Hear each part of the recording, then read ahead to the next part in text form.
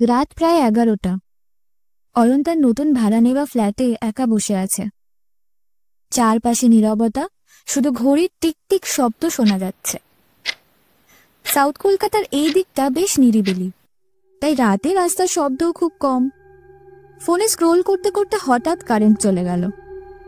মোবাইলের আলোতে ঘরটা আবছা আলোকিত, কিন্তু ঘরের কোণগুলো অন্ধকারে ঢেকে গেছে।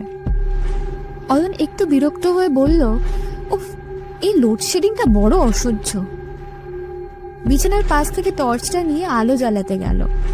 সেখানে গিয়ে খেয়াল করলো ড্রয়িং রুমের কোনায় রাখা বড় আয়নার সামনে যেন কারো ছায়া দেখতে পেল। সে চমকে উঠল।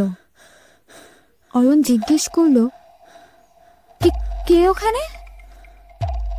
কেউ সাড়া দেয় না। মনে হলো হয়তো তার নিজের ছায়া। আলোটা একটু সরিয়ে আবার দেখলো, কিন্তু এবার ছায়াটা নেই। অয়নের গলা শুকিয়ে গেল।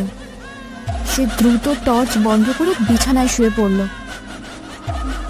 রাত বাড়তে থাকে, ঘুম আসছে না। অন্ধকারে চোখ বন্ধ করেও মনের মধ্যে একটা অস্বস্তি কাজ করছে। বারবার মনে হচ্ছে কেউ তার দিকে তাকিয়ে আছে।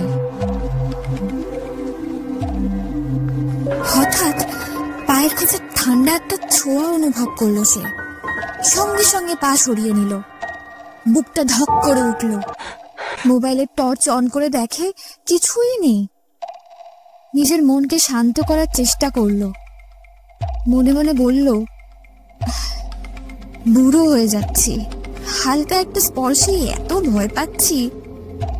কিন্তু ঠিক তখনই দরজার পাশে খটখট শব্দ, যেন কেউ দরজার কাঠ নখ দিয়ে খুঁটছে। ধীরে ধীরে শব্দটা বাড়তে লাগলো। অয়নের দম বন্ধ হয়ে আসছিল। সে চিৎকার করে বলল, কে কে ওখানে? মজা নিচ্ছিস? বন্ধ কর। কোনো উত্তর নেই।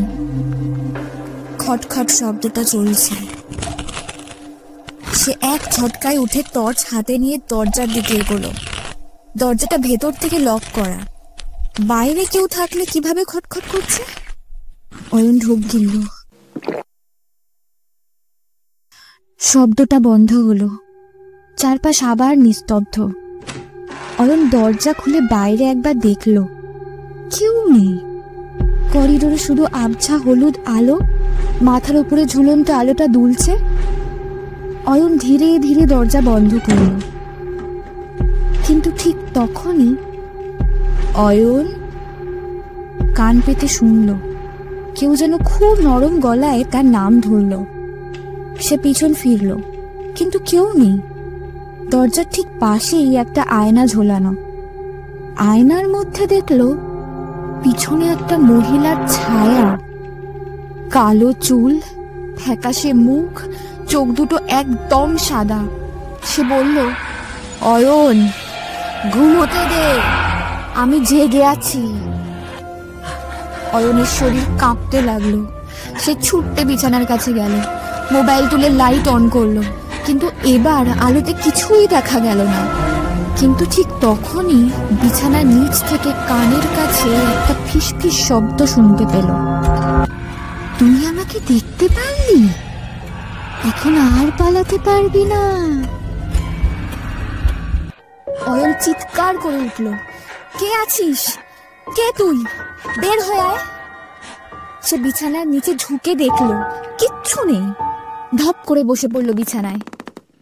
বুকটা ধড়ফড় করছে। হঠাৎ তার পিছনে একটা ঠান্ডা নিঃশ্বাস, গলার পেছনে একেবারে স্পষ্ট। সে শুনতে পেল, পিছনে তাকাবি না, তাকাবি না অয়ন। তার পুরো শরীর জমে গেল।